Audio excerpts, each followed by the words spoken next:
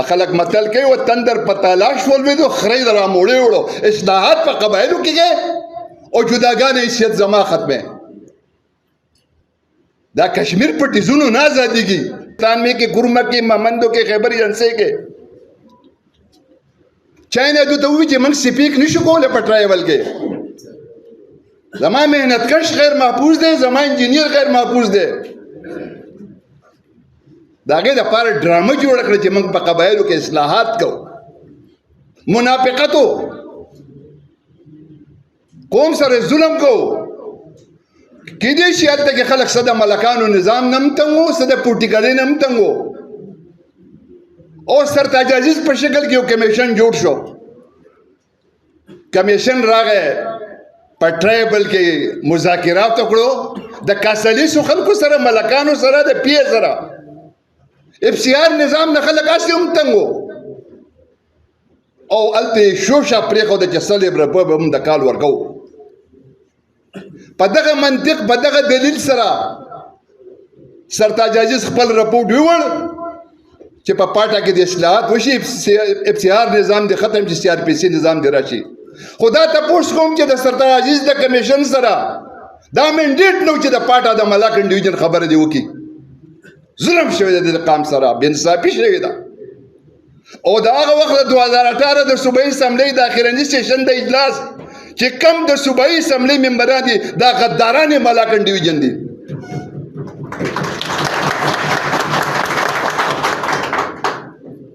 دا د کم ځای انصاف دی؟ د پاکستان آئین قانون ماته دا لار ښیي چې په کم ځای کې ترمیمات کېږي، آئین لاګو کېږي، قانون کې چینجز راځي. د علاقې قایدین مایدین به په اعتماد کې علي. څوک په اعتماد کې نه دی اخیستی. سرتاج عزیز د کمیشن یو ممبر هم د ساکون ته په دې خوا نه دی راغلی. زه یې په توکه کې اچولی یم. خلک متل کوي و تندر په تلاش ولوېدو خرۍ د راموړې وړو. اصلاحات په قبایلو کېږي او جداګانې حیثیت زما ختمه. دا کشمیر په ټیزونو نه آزادېږي. د خدای په قرآن چې د جانونو نظرانې به ورکو، خو په ملکنډ ډویژن کې کسټم انکم ټیکس سیل ټیکس نه منو. دا څه ګپ خو نه دی.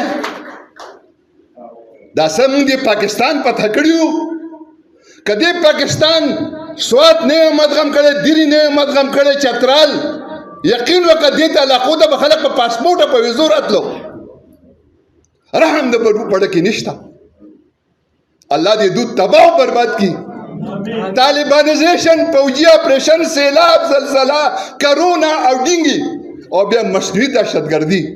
زه به دا خبرې نه کوم چې په 2008 کې داسې د قهر الهي خو نه و، دا د اسمان نه نه و زیات شوی، دا پری پلانینګ و.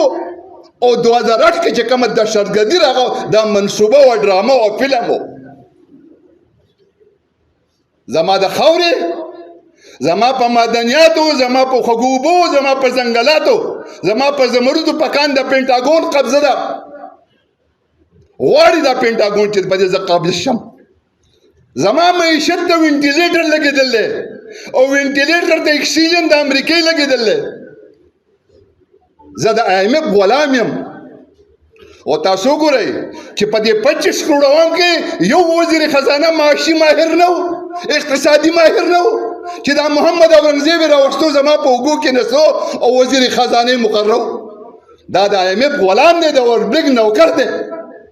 هغه د څه په درجه د ملکنډ ډویژن خلکو کمې قربانۍ ورکړې دي. ما د دې ملک د بقا جنګ لړو کړی. زه لاړم، ما په ناګزین شوم. د پېښور په کوڅو کې ما خیراتونه ټول کړو، قصه خانه کې ما خیرات ټول کړو. ما ټول ور میزباني کړ لاشنغر له پېښور له. زه د هغو په خیراتونو کې، د هغو په زکاتونو کې کېناستم.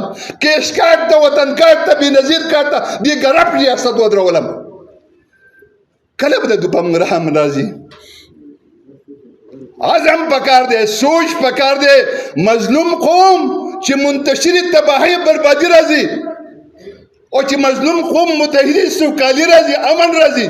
که په 2008 کې موږ په دې تحقیق کړی وی چې دا بربادي چا راوسته، د دې په پوش هزایم سو، دا د چا په مفادو کې وه، دا تباهي به موږ نه لیده.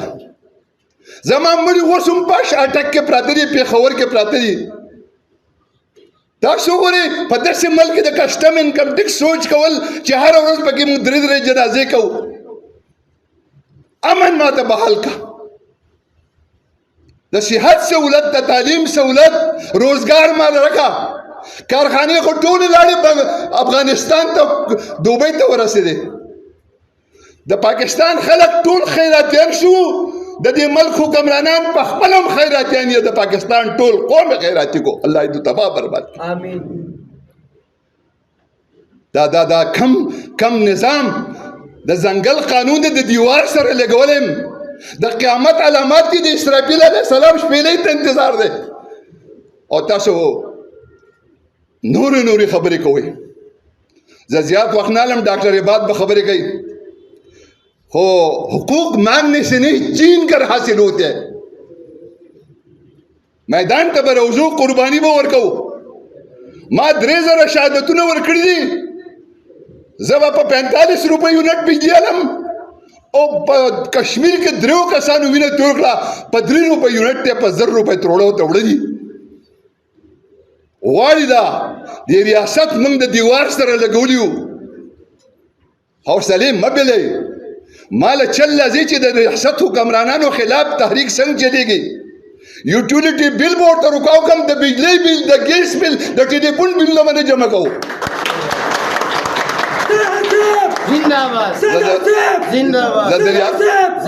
زه د ریاست په جوړ کولو پوهېږم، او مال دا چل هم راځي چې زه د 7 نافرمانۍ اعلان هم د الله په فضل و کرم سره وکړم. وی په پاکستان قومي ترانه کې وی پاک سرزمین شاد باد، کم د پاک سرزمین تباہ و برباد. خلک ټول لاړو خیراتیان شو. د جماعتونو کې تاسو وګورئ سلام چې ګرځي، د هر کوټ نه د چیخ و پکار आवाज راځي او کنه راځي. داسې ملک زه اوس هم ویم د اسلامي جمهوریت پاکستان نشم ویلی. دا د دې الفاظو توهین دی. لہذا ډېرې خبرې غواړي چې ومې کړی، خو اخرانه خلاصه چې څنګه واجد علي خان ووی، د تمامو سیاسي جماعتونو مشران به د دې اکشن کمیټې ممبران، او د نن نه پس پی ټی آی، جماعت اسلامي، مسلم لیگ نشته. ملاکنډ قوم زنده باد د الله په فضل و کرم سره. دې سیاسي جماعتونو خو موږ تباهۍ ته بوتلو، بربادۍ ته یې بوتلو. زما معیشت تباہ، زما زراعت تباہ، زما سیاحت تباہ، زما صنعت تباہ، زما سیاحت تباہ. او دا داسې کرپ بدیانته حکمرانان او دا کرپ وزیر خزانه راوستلی په ټیکسونو باندې ملک ترقۍ ته نه ځي. غټ مگرمچ په اسلام آباد کې ناست دي. د چاینا تقلید وکړي، صنعت ته ترقي ورکړي، پریزمکې ورکړي، بلډینګونه ورکړي، بجلی ورکړي.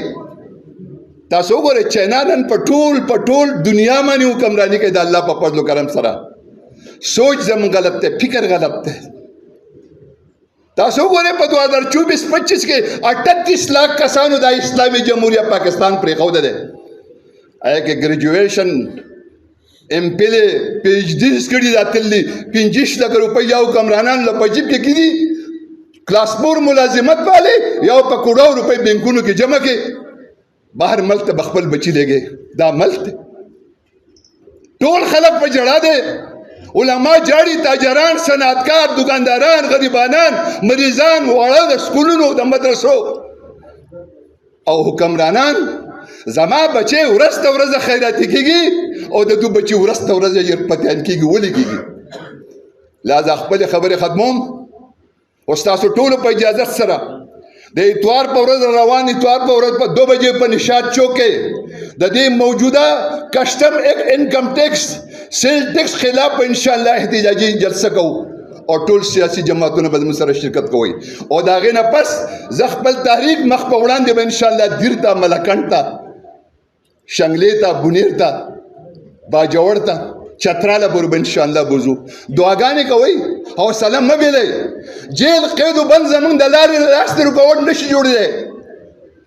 عبدالرحیم مور ډېر کلک تړلی دی. دا بې نمبره دپې، دا لاټي چار، دا انسوګیس، دا جیلونه. زه به د ملاکنډ ډویژن د قام د را روان مستقبل د ژوند د ښکلا دپاره به انشاءالله زما په خدای قسم که د وینې تویېدو ضرورت راشو زه به فخر کوم. ډېره مهرباني. واخر دعوانا ان الحمد لله رب العالمین. ډېره مهرباني د صدر صاحب د جذباتي تقریر نه پس زه د